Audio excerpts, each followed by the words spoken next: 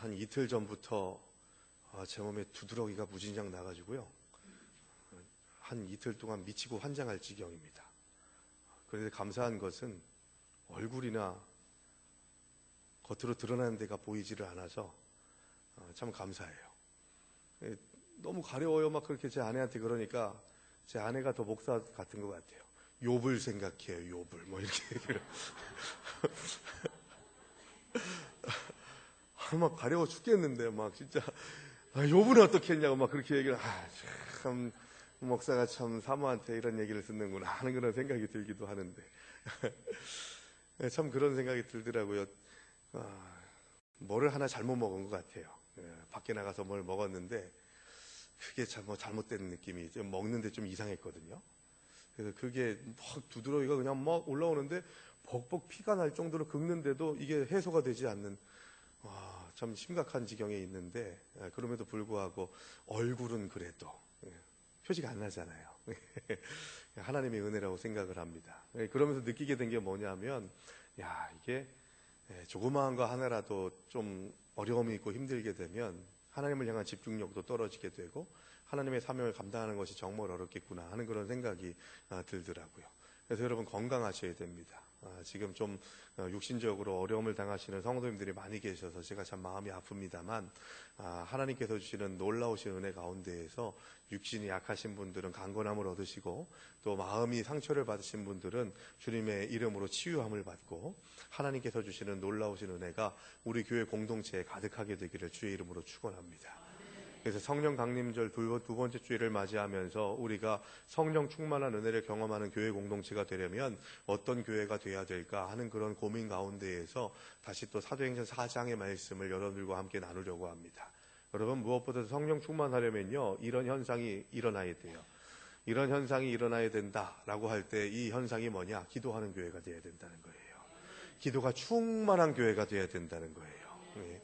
여러분 얼마나 기도하십니까? 우리의 삶의 기도가 더욱더 구체적으로 드러나야 되는데 우리의 기도의 분량도 중요하지만 우리가 주님 앞에 나아가서 기도할 때 기도의 어떤 그 질도 중요하게 되는 것이죠. 그런데 중요한 것은 기도의 생활 가운데에 우리의 동력이 되고 힘이 되는 기도 생활의 그런 심장 같은 것이 뭐냐면요. 같이 합심해서 기도하는 거예요. 그래서 교회는요. 같이 합심해서 기도하는 교회가 돼야 된다는 거죠. 합심해서 기도하려면 어떻게 해야 됩니까? 연합해야 돼요. 하나 돼야 돼요. 서로 마음이 떠난 사람들, 분란이 있고 파당이 지어지고 서로 함께 마음을 합하지 않는 사람들이 이 예배의 공동체에 모였다고 해서 그냥 합해지는 게 아니거든요. 서로 삶 속에서 마음이 합해지고 연합하고 하나님의 이름으로 하나 될 수 있어야만 그 성도들이 모인 공동체에서 드리는 합심의 기도는 능력이 있는 것이 되는데 모임에서부터 파당이 나타나게 되고 편가르게 되고 아직도 오해하고 원수 맺는 마음들이 있는데 아무리 합심해서 기도해봤자 하나님께서 주는 동력이 공급되지 못하게 되는 것을 보게 됩니다. 여러분 합심 기도에는 능력이 있어요. 저는 오늘 이 시간 이 사도행전 4장의 말씀을 통해서 우리 화평의 성도들이 함께 합심해서 기도할 수 있는 능력이 있는 교회 공동체 되기를 소망하는 마음으로 우리 교회 공동체가 한 마음으로 해야 될 일이 무엇일까? 바로 기도라는 겁니다. 기도. 오늘 본문의 내용이 그 얘기를 하고 있는 거예요.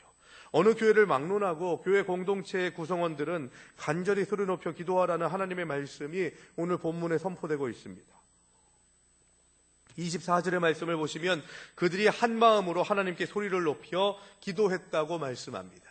소리를 높여 기도한 것이 아니라 한 마음으로 소리를 높여 기도했다는 것이에요. 이 말씀을 사모하시기를 주의 이름으로 축원합니다. 한 마음으로. 아직도 내가 같이 손붙잡지 못하고 사랑하지 못하고 은혜를 나누지 못하는 자들이 있다면 한 마음 되게 해달라고 기도하시기 바랍니다. 그리고 저 사람이 변해야만 내가 한 마음 될 수 있습니다 하는 생각으로는 주님 오실 때까지 한 마음이 될 수가 없어요. 내가 먼저 내려놓고 내가 먼저 손잡는 하나님의 사람들이 되어야 할 줄로 믿습니다. 용기 있는 사람은 누군지 아세요? 먼저 손 내미는 사람이에요. 먼저 용서를 구하는 사람이고 먼저 위로를 구하는 사람입니다. 형편없는 사람들은요, 용서를 구하고 싶어도 또 같이 용서를 하고 싶어도 먼저 나아가지 못해요. 비겁한 사람들이에요. 하나님께서 주신 명령과 약속이 분명히 있는데 아직도 나서지 못하고 내가 먼저 내려놓지 못하게 되는 것은 사단의 하소연이 되는 지름길입니다. 그러므로 과연 초대교회 공동체의 성도들이 한마음으로 기도한 것을 잘 살펴서 우리도 초대교회 성도들과 같은 기도 제목을 가지고서 주님의 사명을 감당하는, 기도로 하나 되고 기도로 승리하는 믿음의 백성들이 되시기를 주의 이름으로 축원합니다. 3가지의 기도 제목이 오늘 성경에 나와 있어요. 초대교회 공동체의 성도들이 어떤 기도 제목으로 주님 앞에 나와왔는지를 함께 보기를 원합니다. 먼저 첫 번째로는 우리가 한마음으로 소리내며 기도해야 할 기도의 내용으로 예수님을 거스르지 말게 하옵소서라고 하는 기도를 드릴 수 있어야 된다는 겁니다. 예수님을 거스르지 말게 하옵소서. 이것은 순종의 모습, 순종의 기도를 드려야 된다는 거예요. 여러분 얼마나 순종하세요? 우리가 기도할 때 주님 이거 들어주시고 저거 들어주시고 이거 해결해 주세요 라고 그렇게 기도는 많이 하지만 주님의 뜻에 순종하는 하나님의 사람 되게 해달라고 기도하는 것은, 그렇게 많이 하지 않는 것은 정말 안타까운 일입니다. 주님께 순종하지 못하는 시간들을 경험하게 될 때마다 하나님, 내가 주님의 뜻대로 순종하게 하여 주시옵소서, 주님의 은혜를 경험하게 하여 주시옵소서라고 하는 고백이 우리에게 있어야 된다는 거예요. 그래서 주님의 뜻을 거스르는 자가 되지 않게 하소서, 이 고백이 우리에게 있어야 됩니다. 자, 오늘 본문의 앞부분이 어떤 내용인지 아셔야 돼요. 베드로와 요한이 오순절날 성령 충만함을 받고서 성전에 올라갑니다. 성전 미문에서, 성전의 미문은 북문을 얘기하는 거예요. 아름다운 문. 그러니까 북문은 뭐냐면 이 이스라엘 백성들이 예배를 드릴 때에 예배에 쓰일 제물을 가지고서 나아가는 문입니다. 그래서 제일 먼저 느헤미야가 성벽을 건축할 때에 제일 먼저 지은 문이 북문이에요. 예배가 최우선이라고 하는 의미를 담고 있는 거예요. 여러분, 예배가 최우선이에요. 예배가 가장 우선되어야 한다는 것입니다. 다른 것으로 어떻게 저울질할 수 있는 것이 아니라는 것이죠. 어쨌든 그 성전 북문, 그 미문에 앉아있는 사람이 있었는데 날 때부터 안진뱅이 된 사람이 베드로와 요한이 지나갈 때 구걸을 하게 됩니다. 돈 좀 주십시오, 한 푼 주십시오라고 그렇게 요청했는데 베드로가 뭐라고 얘기합니까? 은과 금은 내게 없으나 곧 내게 있는 것을 너에게 주노니 곧 나사렛 예수 그리스도의 이름으로 일어나 걸어라. 예수를 전하고 예수를 전했는데 이 사람이 일어났어요? 안 일어났어요? 오늘 성경에 보니까 그 건강해진 사람이 40년이 넘게 살았다라고 그렇게 얘기하니까 40년이 될 때까지 안진뱅이로 살았던 사람, 한 번도 다리를 펴지 못했던 사람, 한 번도 걷지 못했던 사람이 일어나서 걸었다는 거예요. 믿으십니까? 진짜 믿으세요? 성경 말씀에 선포된 말씀은 그대로 믿으시기 바랍니다. 내가 이해되게 될 수 있는 게 없어요. 어떻게 이해할 수 있겠어요, 여러분?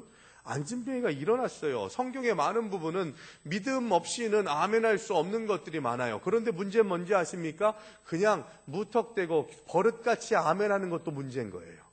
진짜 말 그대로 내 마음으로 믿고 있는지, 마음으로 순종하고 있는지, 받아들이고 있는지를 점검하면서 아멘할 수 있어야 된다는 거죠. 내 삶이 안진뱅이 40년 동안 안진뱅이 된 자가 일어나게 됐다고 하는 것을 마음으로 믿고 아멘으로 받아들이고 있는가를 우리는 매일매일 점검할 수 있어야 된다는 겁니다. 어쨌든 사도 베드로가 선포했더니, 예수의 이름으로 선포했더니 그가 일어나 걸었어요. 그러면 사람들이 다 좋아해야 되잖아요. 놀라운 일이 일어났다고, 하나님이 다시 우리를 이끌어주시고 인도하시는 은혜를 경험하게 하셨다고 그렇게 고백할 수 있어야 될 텐데, 그때 민족의 이스라엘 백성들의 정치, 사회, 경제, 문화, 종교의 지도자들이 모여있는 가장 최고의 기관인 산헤드린 공의회가 베드로와 요한을 붙잡아서 야, 너 뭐 하는 거야? 도무지 예수의 이름으로 뭐 하면 안 돼 라고 그렇게 핀잔을 주는 그런 모습들을 우리는 보게 되는 것입니다. 7절에 보시면, 사도행전 4장 7절, 우리가 23절부터 읽었습니다만 그 앞부분에 보시면 산헤드린 공의원이 뭐라고 얘기합니까? 7절에 너희가 무슨 권세와 누구의 이름으로 이 일을 행하였느냐? 라고 그렇게 묻습니다. 그러니까 8절과 10절에서 베드로와 요한이 뭐라고 담대하게 얘기합니까? 너희가 십자가에 못 박고 하나님이 죽은 자 가운데서 살리신 나사렛 예수 그리스도의 이름으로 이 일을 행했고 이 사람이 건강하게 되어 너희 앞에 섰느니라 라고 그렇게 말하면서 안진뱅이 되었던 사람이 일어서게 된 것이 예수 그리스도로 인한 일이라는 것을 분명히 선포하고 있는 것이죠. 공회원들은 판단하기에 사도 베드로와 요한이 아무 잘못을 했다는 것을 드러낼 수 있는 요소들을 찾지 못했기 때문에 그들에게 어떤 방법으로 징계를 할까 하는 그런 생각을 하다가 찾지 못하고 도무지 21절 말씀이죠. 너희는 도무지 예수의 이름으로 말하지도 말고 가르치지도 말라. 그러고 위협합니다. 그 얘기에 사도 베드로와 요한이 뭐라고 얘기합니까? 내가 너희의 말을 들으랴. 하나님의 말씀을 들으랴. 하나님의 말씀을 듣는 것이 내 마음에 나의 고백에 합당한 것이다 라고 그렇게 말하면서 산헤드린 공의회원들에게 그 말을 묵살시키는 베드로의 모습을 우리는 봅니다. 풀려난 베드로와 요한이 교회 형제들에게 돌아가가지고 이 이야기들을 다 한 거예요. 그래서 오늘 본문의 첫 번째 부분에서 23절에서 뭐라고 얘기합니까? 사도들이 노임에 어디에서 놓였다는 거예요? 산헤드린 공의회에서의 신문 받는 시간들에서 놓여지게 되매 이 얘기예요. 그 동료에게 가서 제사장들과 장로들의 말을 다 알렸다라고 얘기한 것은 공의회에서 자신들을 위협하고 도무지 예수의 이름으로 아무것도 하면 안 된다라고 그렇게 엄포를 놓는 일들이 있었지만 하나님의 말씀을 듣는 것이 우리의 사명이다라고 말하고 돌아왔다고 하는 이야기를 들었다는 것이죠. 그 다음이 중요한 거예요. 그 얘기를 듣고 난 다음에 그들이 초대교회 성도들이 베드로와 요한의 말을 들은 초대교회 성도들이 한 마음으로 하나님께 소리를 높였다고 이야기합니다. 한 마음으로 소리를 높였다. 이거 뭐예요? 기도했다는 거예요. 여러분, 우리는 이런 문제들을 봉착했을 때 이런 생각을 가질 수 있습니다. 베드로와 요한이 산헤드린 공의회에 붙잡혔어? 아직도 예수를 핍박하는 일들이 많이 있고 앞으로도 그런 일들이 많이 있을 텐데 베드로와 요한이 붙잡힐 정도면 우리도 붙잡히겠네 하는 그런 걱정스러움이 없었겠냐고요. 그런데 이 초대교회 성도들은 주님, 내가 붙잡혀지지 않도록 인도하소서라고 하지 않았어요. 주님, 붙잡히지 않고 내가 열심히 복음을 전할 테니까 베드로와 요한처럼 저 정치 지도자들에게 붙잡히지 않아서 하나님의 사명을 더 편안하게 감당하게 해달라고 기도하지 않았다니까요. 뭐라고 기도했습니까? 자, 보세요. 24절에서 보시면 뒷부분 보시면 소리 높여 이르되 대주제여 천지와 바다와 그 가운데 만물을 지으신 이시여 주의 종 우리 조상 다윗의 입을 통하여 성령으로 말씀하시기를, 이 대주제여라고 그렇게 얘기하면서 하나님을 집중했다는 거죠. 기도의 시작점은 뭐예요? 하나님의 이름을 부르는 것에부터 시작하는 거예요. 그 얘기는 뭡니까? 기도는요, 하나님께 집중하는 거예요. 기도의 시간은 하나님께 집중하는 시간이기 때문에 기도할 때 제일 먼저 하는 게 뭐냐면 하나님의 이름을 부르는 거예요. 하나님의 하나님, 아니면 사랑의 하나님, 능력의 하나님, 위로의 하나님, 권능의 하나님.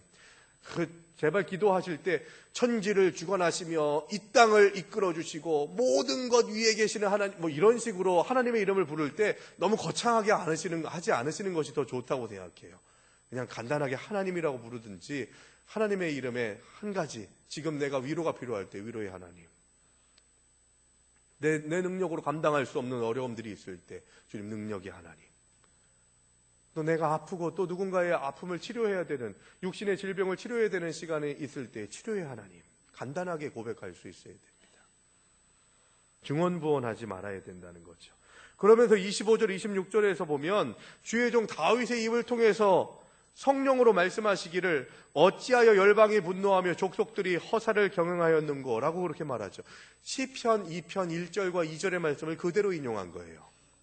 그러니까 25절 26절에 나오는 이 구절은 시편 2편 1절과 2절에 나오는 다윗의 고백이 담겨져 있는 거죠. 그래서 다윗의 입을 빌려서 성령으로 선포하셨다, 그 얘기가 그거예요. 시편의 말씀을 인용한다, 그 얘기죠. 시편의 말씀이 무슨 얘기입니까? 어찌하여 열방이 분노하며 족속들이 허사를 경영하였는고.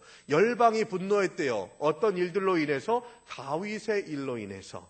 다윗이 한 일로 인해서 이 열방이 분노했대요. 뭐 때문에요? 다윗의 왕국, 하나님의 나라를 세우는 일로 인해서 열방이 분노했대요. 그래서 족속들이 허사를 경영했다는 거예요. 이 얘기는 뭐냐면 열방의 왕들이, 민족들이, 나라들이 다윗 한 사람을 치기 위해서, 이 나라를 치기 위해서 같이 힘을 합해서 헛된 일을 도모했다는 얘기예요. 그러니까 다윗을 치는 일이 헛된 일이다라고 하는 것을 다윗이 자신의 시편을 통해서 선포했던 거예요. 하나님, 저들이 나를 치기 위해서 연합하고 연합군을 만들지만 하나님 인정하시죠? 저들의 삶은, 저들의 이 모든 일들은 허사가 될 줄로 믿습니다 라고 하는 고백인 거예요. 여러분, 우리가 주님의 일을 감당하게 될 때 여러 가지 어려움들과 위기를 경험할 때가 있습니다. 문제에 봉착할 때가 있습니다. 다윗과 같은 고백이 있어야 돼요. 열방이 나로 인해서 분노하지만 하나님의 일을 위해서 분노하는 자들이 도모하고 힘을 모으는 일들은 다 허사가 될 줄로 믿습니다. 이 고백이 우리에게 있어야 된다는 거예요. 떨면 안 돼요. 어찌하면 좋습니까? 저들이 연합군을 결성했습니다. 저 왕들이 모여서 힘을 모았습니다. 나 하나를 치기 위해서. 무서운데 도망갈까요? 뛰쳐나갈까요? 이게 아니라 주님, 저들의 경영하는 것은 허사인 줄로 믿습니다. 이 고백이에요.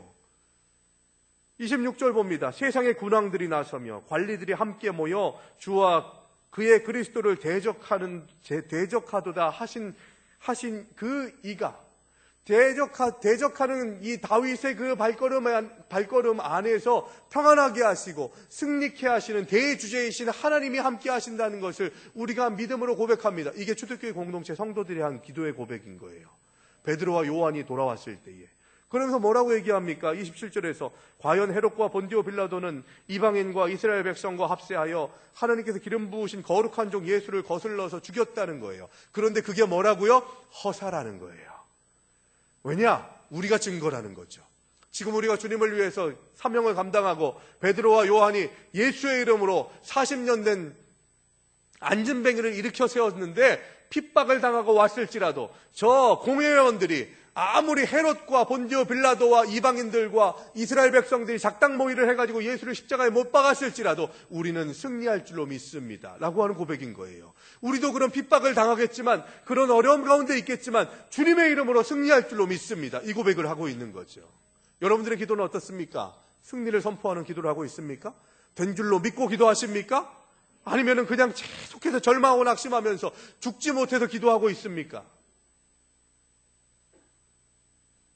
기도하는 자리에 나아갔다고 해서 다 같은 기도자가 아니에요.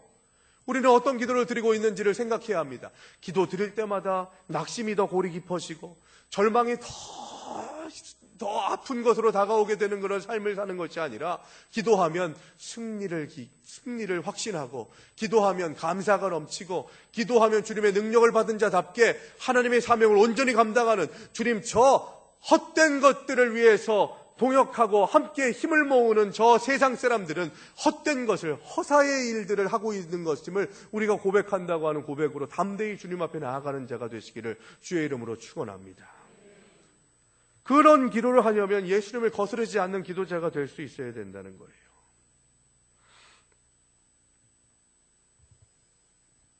우리가 기도할 때에 예수님의 이름을 거스르지 않게 해달라고, 죄악된 모임에 참여하지 않도록 해달라고 기도할 수 있어야 됩니다.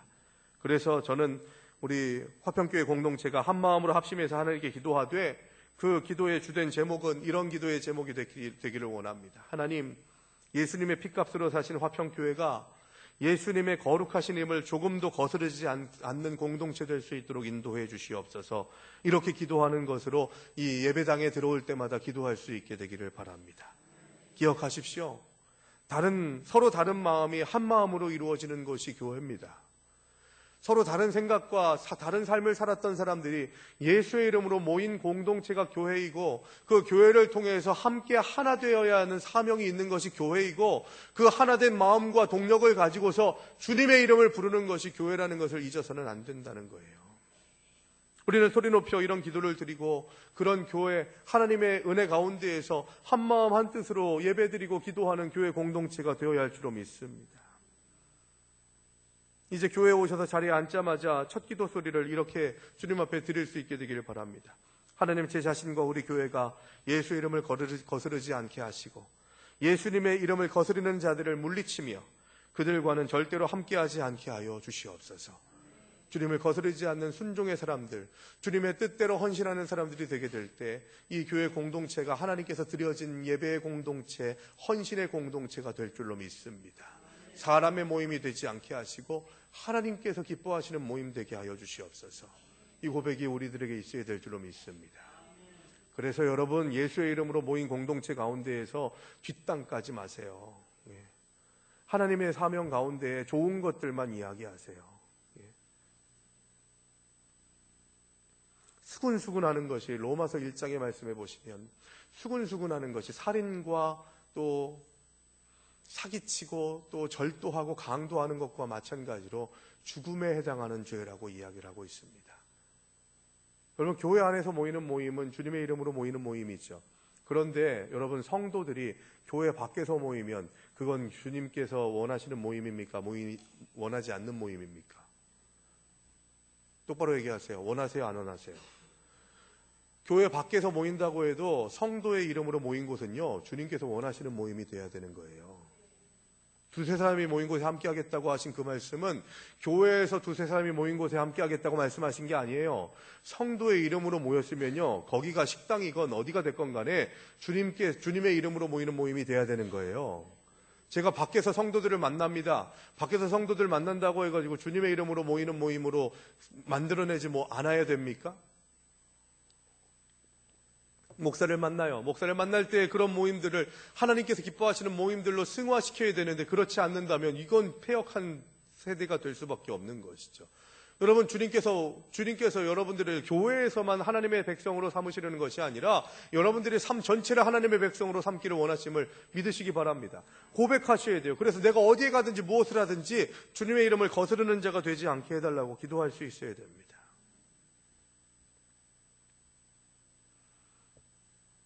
두 번째 기도의 제목, 우리가 한 마음으로 소리 높여 기도하여야 할 기도의 제목은 하나님의 말씀을 담대히 전하게 해달라고 기도할 수 있어야 됩니다. 29절 말씀 보세요. 주여, 이제도 그들의 위협함을 굽어보시옵고 또 종들로 하여금 담대히 하나님의 말씀을 전하게 하여 주시오며. 여러분, 대단히 중요한 접근이 있어요. 여러분, 여기에서 말하는 그들의 위협함을 굽어보시옵고라고 하는 이야기는 예수를 못 박았던 자들, 또 베드로와 요한을 붙잡아가지고 도무지 예수의 이름으로는 아무것도 하지 말라고 하는 이 정치 지도자들의 그 핍박들이 아직도 계속되고 있고 앞으로도 계속될 것인데, 주님 그 핍박을, 그 위협을 굽어보시옵소서라고 하는 이 얘기는 뭐냐? 그들에 대한 징계는 누구에게 있다고요? 하나님께 있습니다. 이 얘기예요. 주님, 그들의 핍박이 어떤 것인지 아시죠? 주님, 저들로 인해서 우리 믿는 자들이 힘들고 어려운 것을 아시죠? 베드로와 요한이 끌려갔었습니다. 주님 아시지요? 그러나 그 모든 심판은 하나님께 있음을 믿습니다. 그 모든 것들을 굽어보시는 분이신 줄로 믿습니다. 정의가 이기게 하시는 분이신 줄로 믿습니다. 이 고백이에요. 그러고 난 다음에 한 고백이 뭐라고요? 우리 종들로 하여금, 여기 우리 모두를 얘기하는 거죠. 담대히 하나님의 말씀을 전하게 하여 주시옵소서. 여러분, 이 초대교회 성도들은 이렇게 기도하지 않았어요. 주님, 우리가 복음을 전하려고 하는데 오늘도 베드로와 요한이 끌려갔답니다. 복음을 전하고 말씀을 전하려고 하는데 이렇게 어려움이 있고 위기가 오면 우리가 어떻게 행동하고 어떻게 헌신할 수 있겠습니까? 주님, 저 위협을, 저 어려움을, 저 나쁜 상황과 환경을 없애주시면 우리가 주님의 말씀을 전하겠습니다 라고 하지 않았다는 거예요. 주님, 이 문제에 대해서는 그대로 놔두고 주님께서 그 모든 문제들을 해결해 주시고 좋은 것으로 채우실 것을 확신합니다. 그 문제가 아직 해결되지 않았어도, 그 어려움이 아직도 극복되지 않았어도 우리는 주님의 말씀을 전하겠나이다, 이 기도하고 있는 거예요.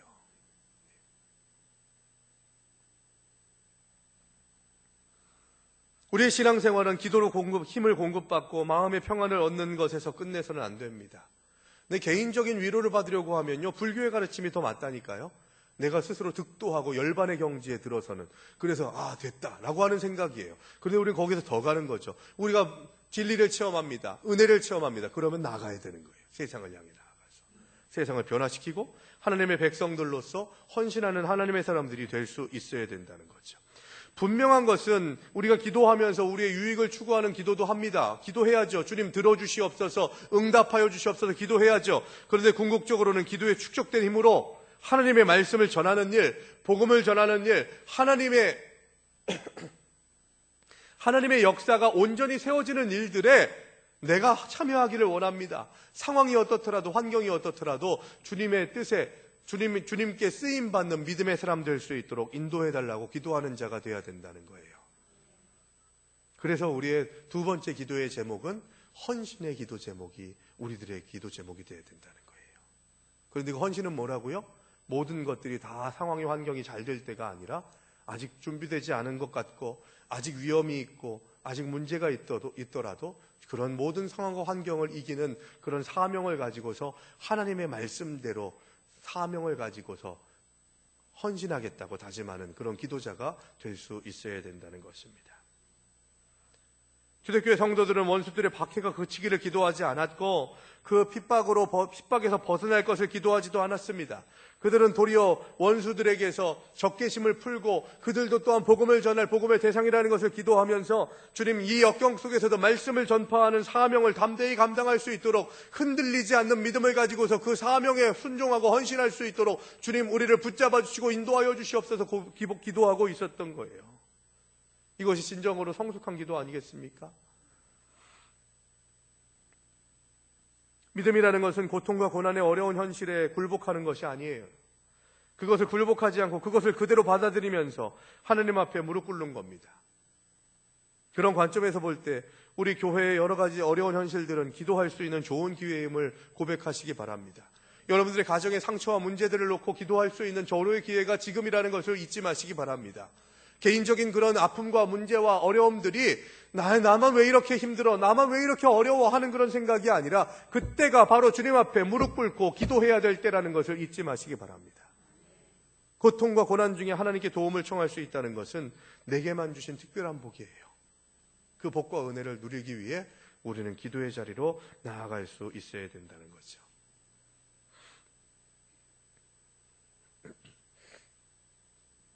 사도 베드로와 요한이 위협 속에서도 그토록 담대했던 것은 어디에서 온 걸까요? 그 담대함이 어디서 왔을까요?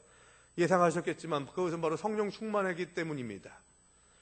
베드로와 요한은 결코 담대한 사람들이 아니었어요. 예수님이 십자가를 짊어지실 때 뿔뿔이 흩어졌던 사람들이었습니다. 베드로는 어땠습니까? 여종 하나 때문에 예수님을 3번이나 부인했던 비겁한 사람이었습니다. 그런데 사내들인 공회의 회원들, 막 국회의원들이 있고 막 거기 삥 둘러싼 사람들 가운데에서 도무지 예수의 이름으로는 아무것도 하지 마라 라고 그렇게 엄포를 놨는데도 여종 앞에서 찍소리도 못했던 베드로가 갑자기 내가 너희의 말을 들으랴, 하나님의 말씀을 들으랴, 담대하게 선포했던 이유가 뭐예요? 성령 충만했기 때문이에요. 우리도 성령 충만하면 승리할 줄로 믿습니다. 성령 충만하지 못한 것이 문제인 거예요.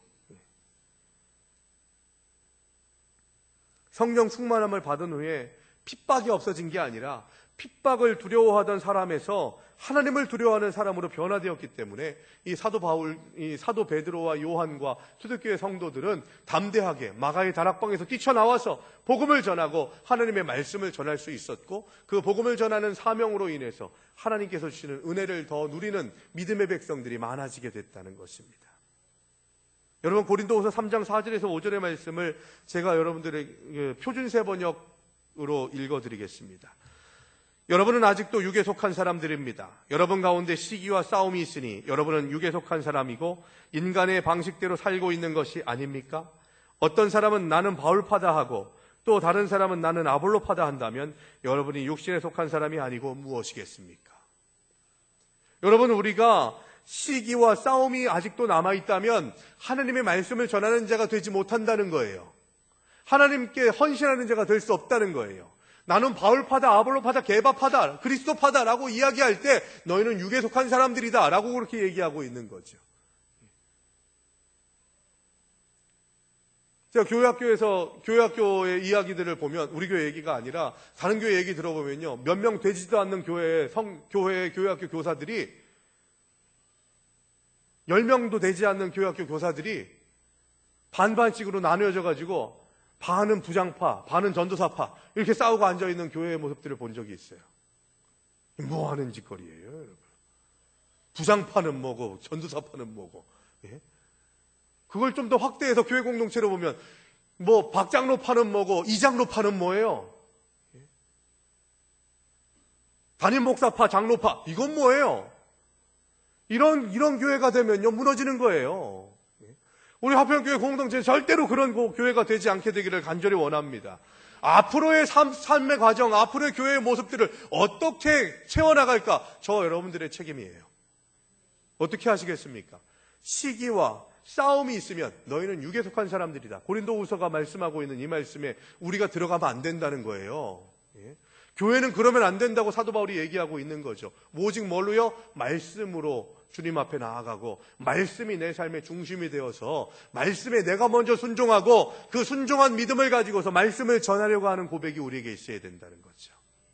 마지막 세 번째는 뭡니까? 세 번째는 뭐냐? 바로 한 마음으로 소리를 내어 기도해야 될 기도의 내용은 예수님의 이름으로 이루어지게 하시옵소서. 이 고백인 거예요. 4장 30절 말씀 봅니다. 손을 내밀어 병을 낫게 하시옵고 표적과 기사가 거룩한 종 예수의 이름으로 이루어지게 하옵소서. 이 얘기는 뭔지 아세요? 놀랍고 기적적인 사건들이 많이 일어났어요. 예수님도 병고침의 병고침의 사역을 하셨고 죽은 자까지 일으키셨어요. 그리고 사도들을 통해서도 이런 일들이 일어나요. 그런데 문제는 뭡니까? 그 일을, 그 기적을, 그 표적을 이루어내는 현상에만 집중했지 그것을 가능케 하신 하나님에 대해서 집중하지 못했다는 거예요. 그래서 모든 기이한 일, 모든 표적들이 뭘로 귀결돼야 된다고요? 예수의 이름으로 이루어졌다는 것을 인정해야 된다는 거예요. 우리나라 이단들의 70~80%가 다 병고침의 은사와 신유의 은사와 예언의 은사, 통변의 은사를 통해서 타락한 사람들이에요. 표적을 이루었어요. 병고침을 받았어요. 나음을 입었어요. 그런데 그게 예수의 이름으로 이루어졌다고 말하지 않아요. 그래서 예수가 드러나는 것이 아니라 내가 드러나는 거예요. 교주가 드러나고 그 표적을 행한 사람이 드러나게 되는 거예요. 그럼 이단되는 거예요, 여러분. 여러분들이 하는 모든 일들이 내가 드러나게 되면 나도 이단적인 생각들을 가지게 된다는 거죠. 내가 한 모든 일들이 예수의 이름으로 이루어진 일임을 고백하시기 바랍니다. 그래서 이건 영광의 기도를 드려야 된다는 거죠. 영광의 기도. 첫 번째는 순종의 기도, 두 번째는 사명과 헌신의 기도, 세 번째는 주님께만 영광 돌리겠다고 하는 영광의 기도인 거예요. 하나님께 돌려드려야 될 영광을 내가 가지면 안 된다는 거죠. 감히 나한테, 이거 아주 교만한 생각이에요, 여러분. 예. 주님께서는 십자가에 못 박히기까지 하셨는데 무엇 감히가 왜 나와요, 여러분?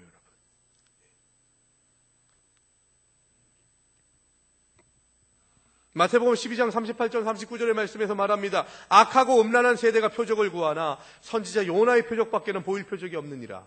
요나의 표적은 뭐예요, 여러분? 요나가 3일 동안 고래 뱃속에, 물고기 뱃속에서 있다가 나왔죠. 그것처럼 예수님께서도 십자가를 짊어지시고 3일 만에 부활하실 것이라고 하는 그 말씀을 믿지 못하면, 그 기적적인 사건들을 믿지 못하면, 그것을 표적으로 구하고 감사하지 못하면 너에게는 다른 표적이 없다라고 말씀하고 있는 거죠. 예수의 십자가의 부활, 이것을 믿는 자들이 구원을 받는 자들임을 말씀하고 있는 겁니다.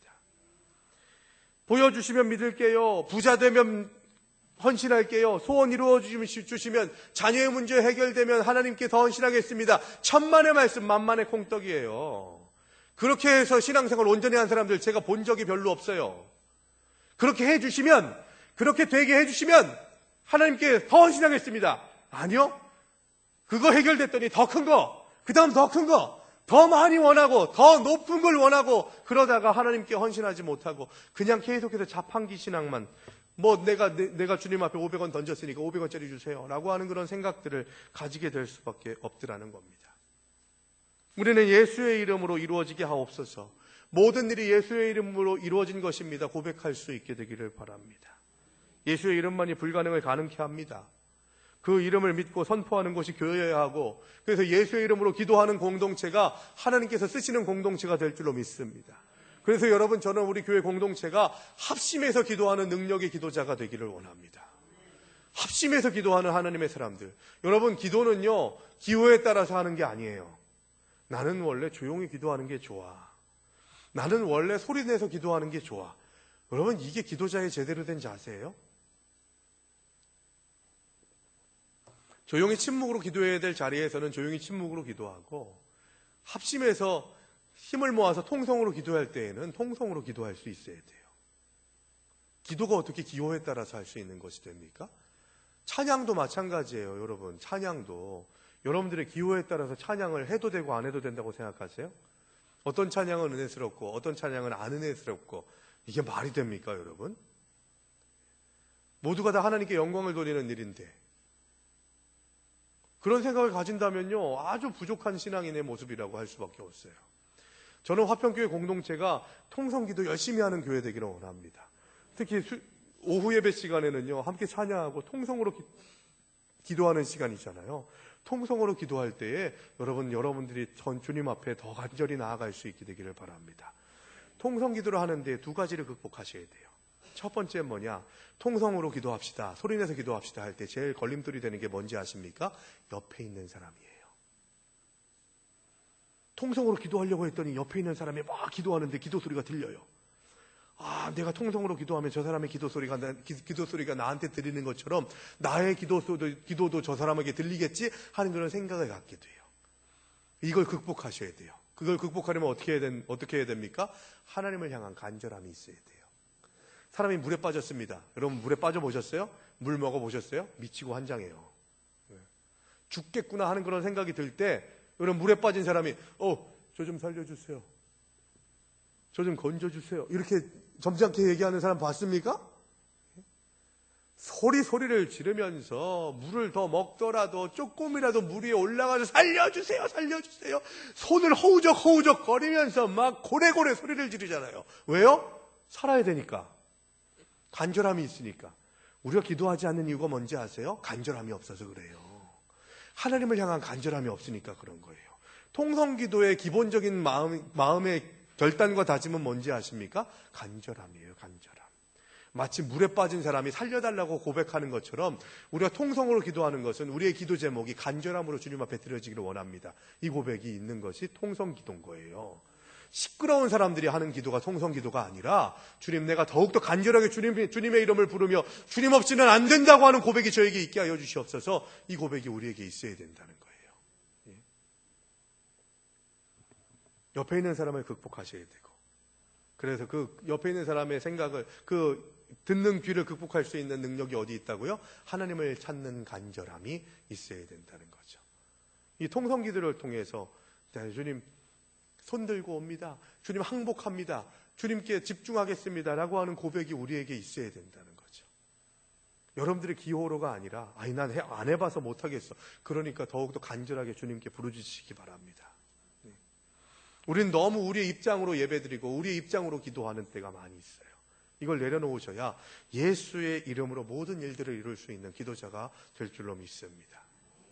여러분, 어떤 기도라고요? 첫 번째는 하나님의 뜻대로 순종하는 순종의 사람이 되게 해달라고 기도하시고, 두 번째는 말씀으로 나아가서 말씀대로 사명을 감당하는 헌신의 기도를 하게 해달라고 기도하시고, 세 번째는 뭡니까? 하나님께 영광 돌리는 영광의 기도자가 되게 하셔서 이런 기도의 제목들이 더 구체적으로 드러나고, 내 삶 속에서 기도하는 것이 그저 주시옵소서만의 기도가 아니라 하나님께서 주시는 사랑 안에서 합력하여 선을 이루고 같이 모여서 기도하는 그 기도의 시간들을 통해서 하나님께서 주시는 은혜를 더 구체적으로 체험하는 그런 믿음의 백성들 되기 위해 간절히 주님의 이름으로 주님의 영광을 위해서 주님의 뜻에 따라서 주님의 사명을 가지고 헌신하겠다고 결단하는 그런 기도를 통해서 더욱더 교회가 교회되고 온전한 예배자가 되는 하나님의 백성들 되시기를 주의